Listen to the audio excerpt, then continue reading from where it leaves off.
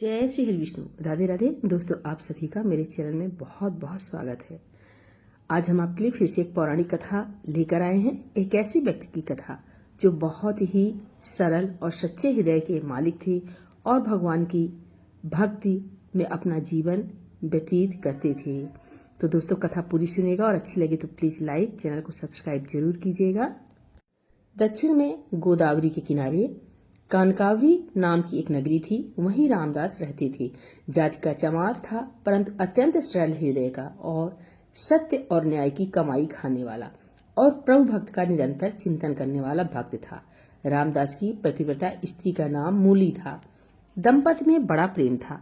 इनके एक छोटा लड़का था, वह भी माता पिता का परम भक्त था। तीनों प्राणियों के पेट भरने पर जो पैसे बचते उनसे रामदास अतिथि की सेवा और पीड़ितों के दुख दूर करने का प्रयास करता। वह समय समय पर भगवान नाम का संकीर्तन सुनने जाया करता और बड़े प्रेम से स्वयं भी अपने घर कीर्तन करता। कीर्तन में सुनी हुई यह पंक्ति, हरि में जैसो तैसो बस तेरो, उसे बहुत प्यारी लगी और उसे कंठस्थ हो गई।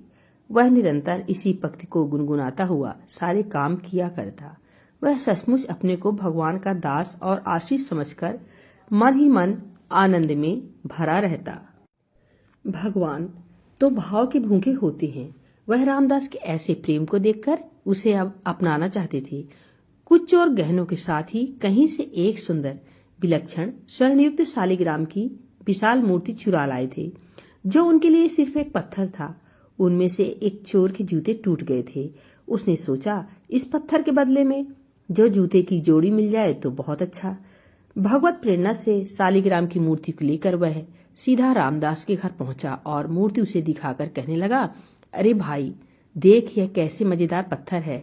जरा अपने औजार को इस पर घिसकर तो देखो।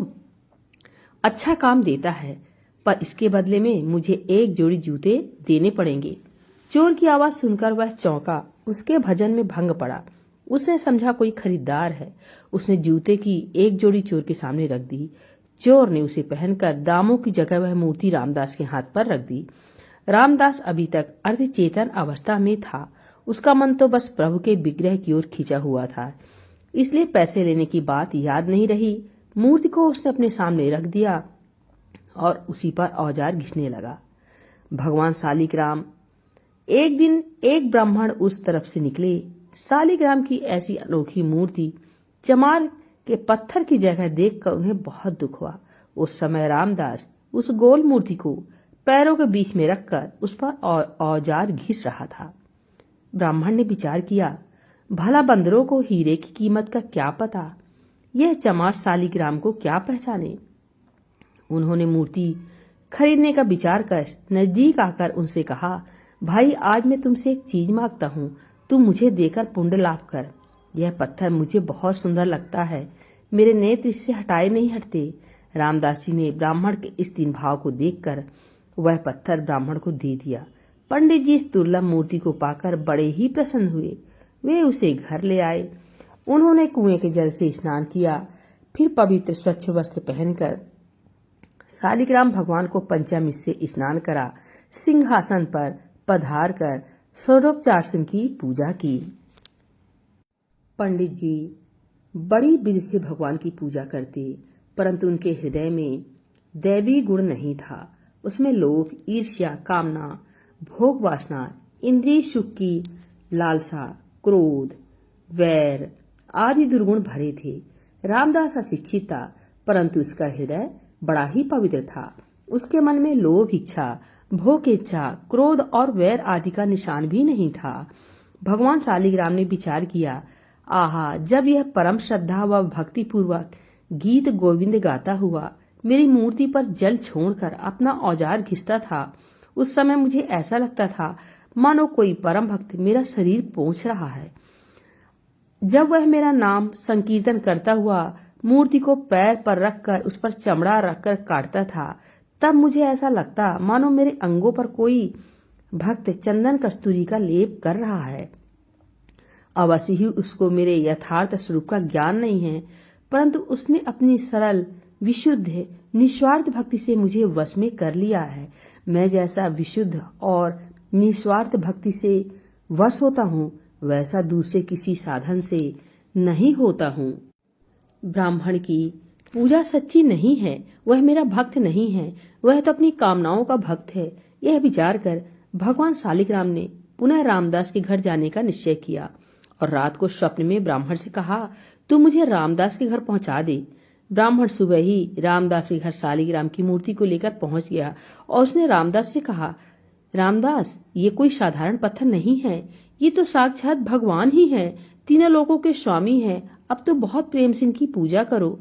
ब्राह्मण के वचन सुनकर रामदास की आंखों में आंसू आ गए और वह प्रेम विह्वल हो गया और भगवान से प्रार्थना करने लगा, प्रभु, मैं अति दीन, हीन, अनजान, दुर्जन, पतित प्राणी हूँ। रात दिन चमड़ा घिसना ही मेरा काम है। मुझ में न सोच है न सदाचार। मुझसे नीच जगत में कौन होगा ऐसा पतित। पर भी प्रभु ने कृपा की। अब रामदास दिन और रात भगवान के प्रेम में कभी रोता और कभी हंसता तो कभी नाचता। अब तो उसे एक ही रट लग गई, नाथ, अब मुझे दर्शन दो। पहले तो मुझे पता ही नहीं था, पर अपने ही मेरे हृदय में ये आग लगाई है। मैंने तो न पहचान कर आपकी मूर्ति का निरादर किया। आप मुझे भूले नहीं और ब्राह्मण के द्वारा अपना स्वरूप बताकर मेरे घर आ गए। यदि दर्शन नहीं देने थे तो यह सब क्यों किया?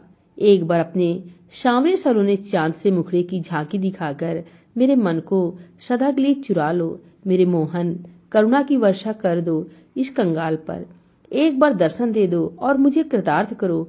भगवान भक्तवत्सल हैं, जो एकमात्र भगवान को ही अपना आश्रय मानकर उनसे प्रार्थना करता है तो उसकी प्रार्थना भगवान तत्काल सुनते हैं। उसके ऐसे दिव्य प्रेम को देखकर भगवान से नहीं रहा गया। वे एक वृद्ध ब्राह्मण का रूप धरकर उसके घर आ गए। भगवान ने उसके घर आकर उसकी विरह वेदना को शांत नहीं किया, बल्कि उसकी विरह वेदना को पहले से भी और अधिक बढ़ा दिया और उससे कहा, अरे भाई, भगवान का दर्शन कोई मामूली बात थोड़ी ही है।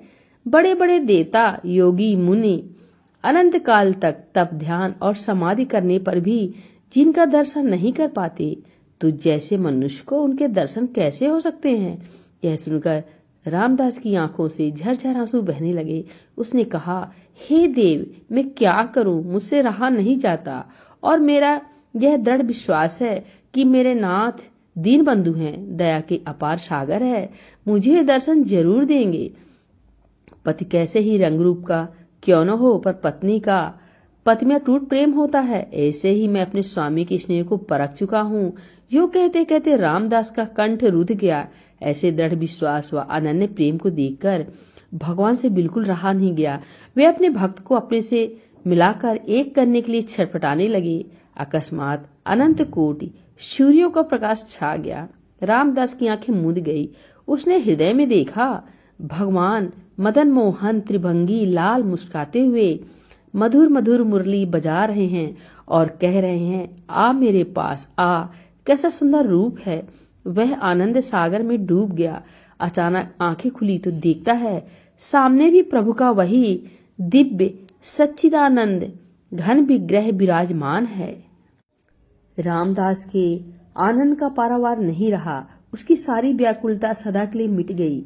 भगवान ने उसे अपने में समा लिया और उसने प्रभु के दिव्य धाम में जाकर नित्य पार्षद का शरीर ग्रहण किया।